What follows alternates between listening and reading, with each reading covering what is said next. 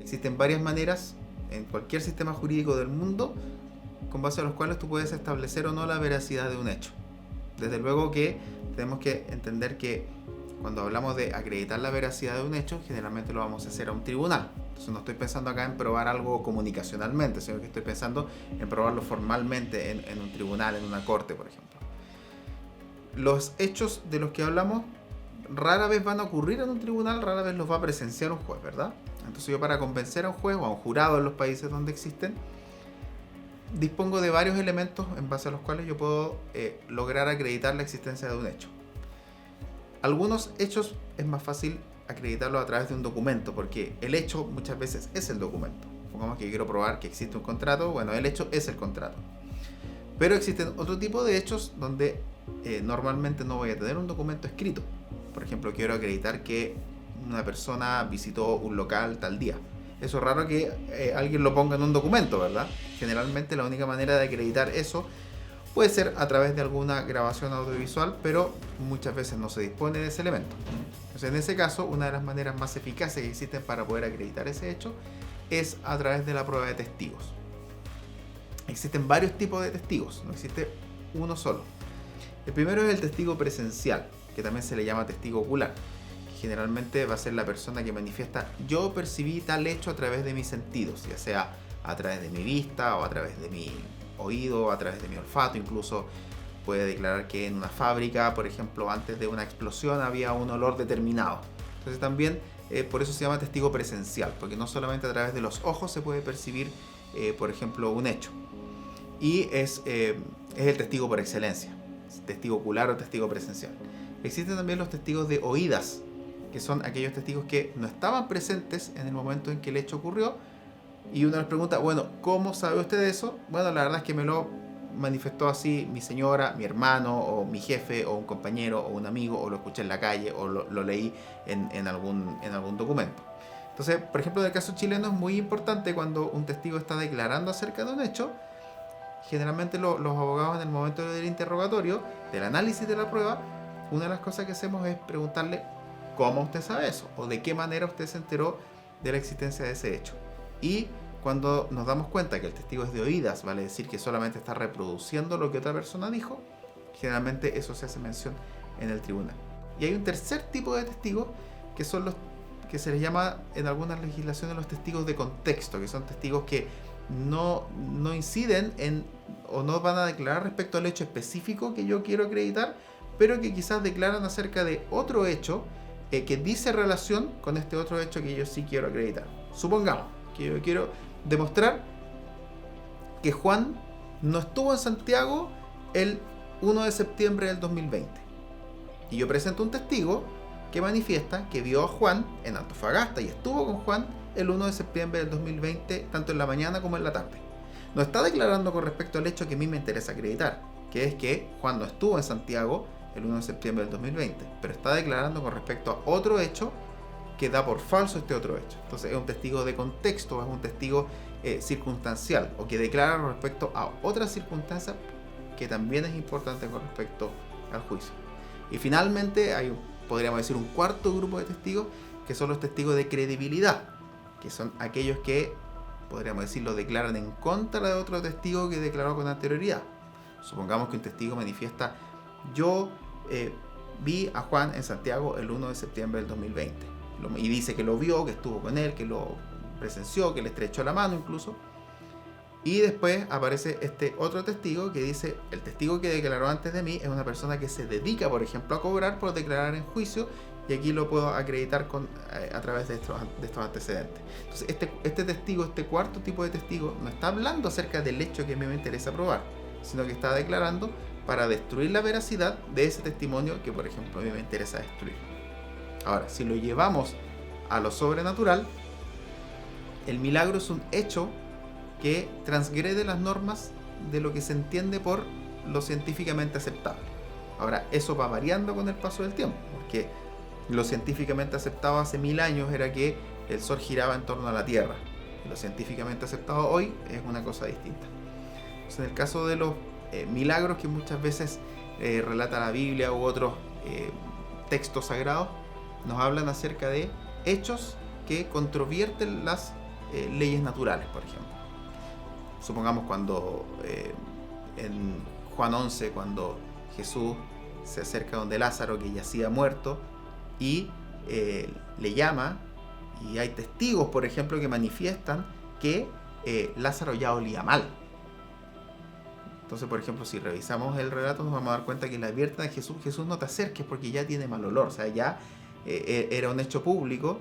Y además hay un detalle interesante de contexto, que es que en la cultura judía los funerales no son como en Chile, que duran un día, 2 días y después la gente se va a su casa, sino que las personas iban y permanecían varios días con las personas que habían perdido un ser querido. Y ese es el motivo por el cual había muchas personas congregadas en la casa con la familia de Lázaro.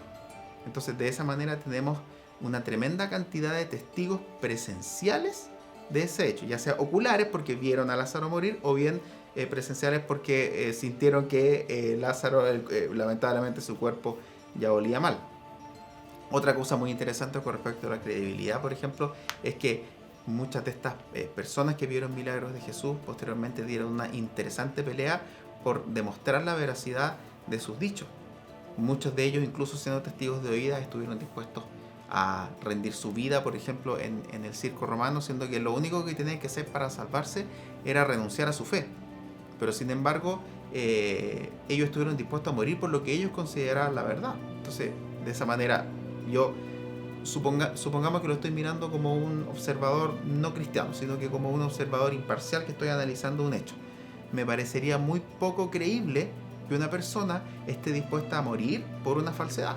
No hace mucho sentido. Entonces, si estuviésemos en un tribunal, me parece que un juez imparcial a lo menos tendría que considerar la tremenda credibilidad que tiene un testigo, que está a tal punto convencido de su verdad, que está incluso dispuesto a morir por defender lo que él considera o ella considera que es la verdad.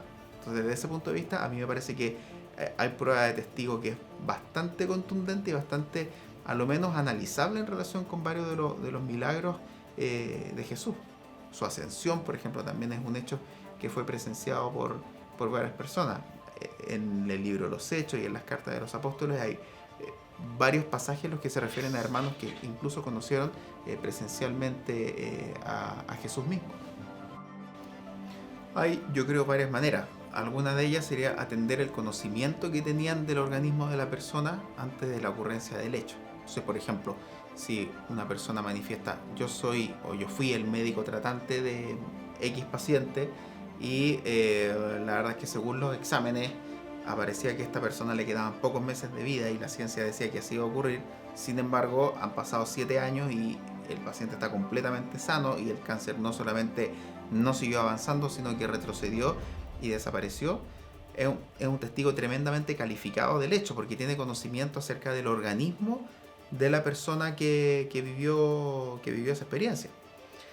A lo mejor, si pensamos en un milagro más breve en el tiempo, a lo mejor no un milagro que ha durado años, sino que a lo mejor un hecho puntual. Por ejemplo, una persona que padecía alguna dolencia que le impedía, por ejemplo, mover las piernas, una persona parapléjica, por ejemplo, y que sin embargo vemos que en medio de, por ejemplo, una campaña evangelística se para de su silla de ruedas y comienza a andar. También en ese caso podríamos pensar en varios testigos, suponiendo que no tenemos un registro audiovisual de ese hecho. También, por ejemplo, podemos recurrir a personas que hayan visto el momento en que la persona se paró de su silla de ruedas y comenzó, por ejemplo, en este caso, a caminar. También sería interesante atender el testimonio de personas que hayan conocido a él con anterioridad, porque, ojo, con Jesús pasó muchas veces que él, por ejemplo, nos relatan los evangelios que él le dio la vista a los ciegos, y mucha gente después decía: sí, pero tú siempre viste, tú estabas fingiendo ser ciego. Entonces, en ese caso, lo que tendríamos que atender es personas que hayan conocido a esta persona que experimentó el milagro con anterioridad, que nos pudiesen manifestar: yo conozco a esta persona porque es mi familiar, porque es mi vecino, y efectivamente él no podía mover las piernas, requería ayuda de sus familiares para poder realizar sus labores básicas.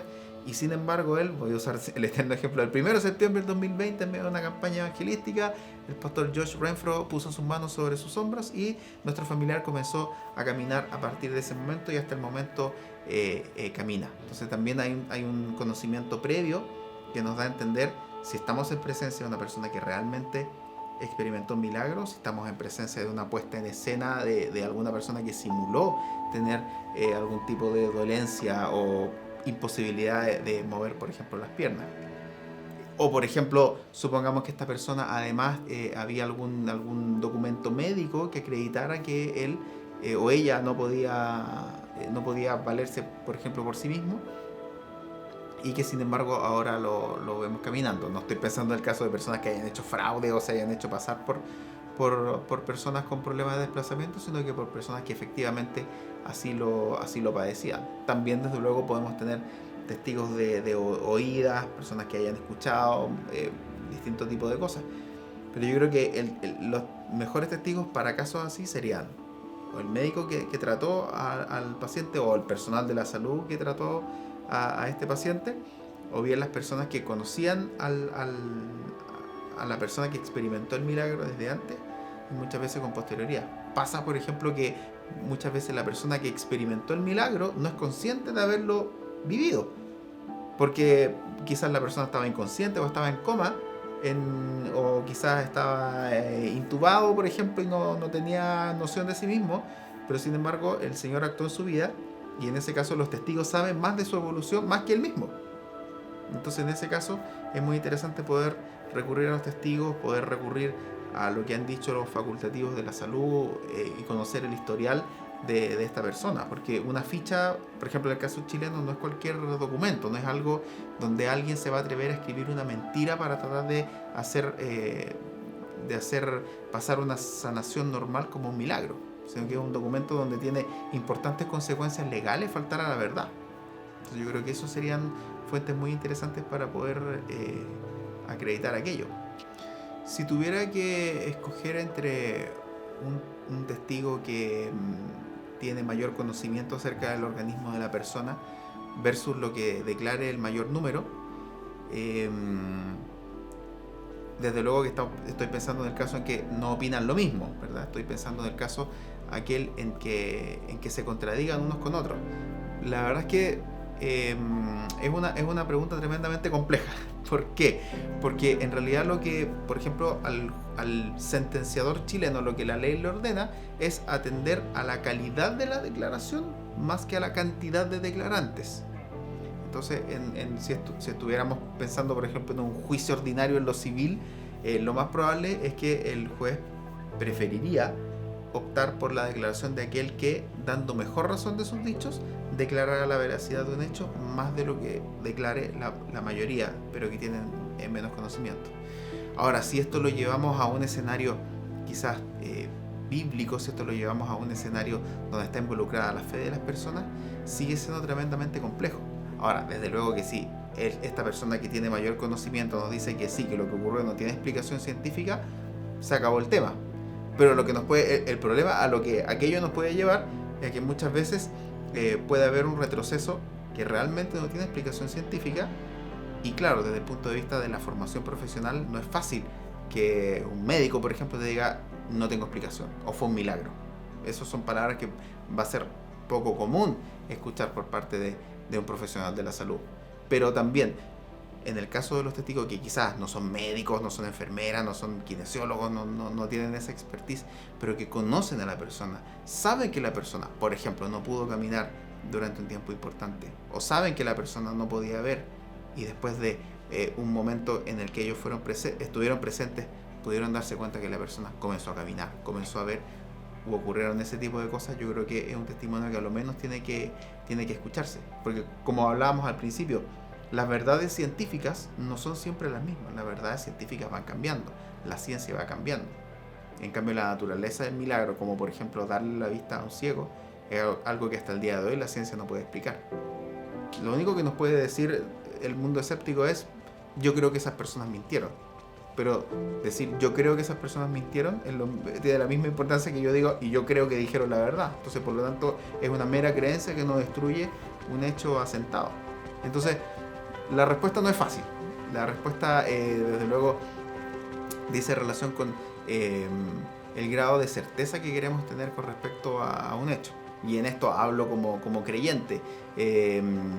Muchas veces yo he experimentado casos en que yo sé que el Señor ha obrado, pero hemos podido observar que se le ha intentado buscar alguna explicación a esa sanidad. Por ejemplo, la quimioterapia actuó muy rápido, así que no fue necesario el resto de las sesiones.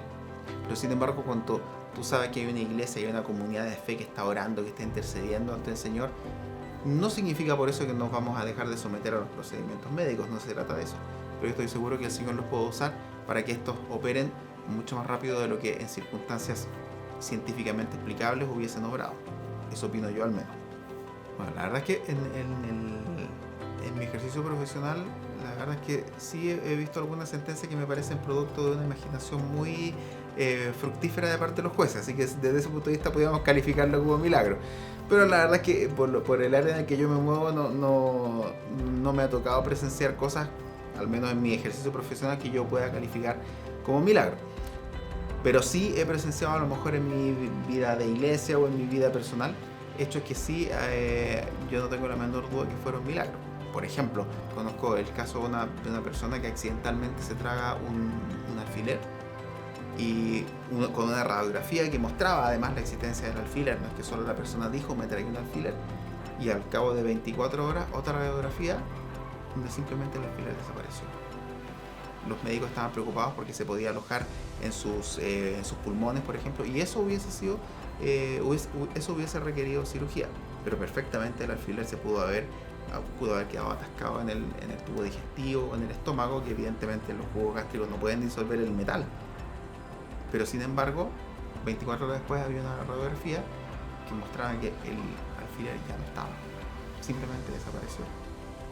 O el caso de una tía mía, por ejemplo, que tenía un cáncer linfático, y después que un hermano ora por ella, simplemente a lo mejor no desapareció su cáncer, pero se comenzó a sentir bastante bien y pasó de los meses de vida que le habían dado los médicos a vivir más de 7 años. Finalmente partió, pero pasaron más de 7 años en donde ella tuvo vida, donde pudo conocer sus nietos, por ejemplo, donde pudo pasar un montón de cosas geniales. Entonces yo te puedo decir que sí, que yo he presenciado, que he visto radiografías, he visto cómo ha pasado el tiempo, y he visto que el Señor, por ejemplo en el caso que te mencionaba, ha hecho desaparecer alfileres y que ha hecho retroceder los efectos del cáncer también. Entonces desde ese punto de vista, basado en lo que yo he visto, en lo que yo he presenciado y en lo que yo sé, yo creo que los milagros existen.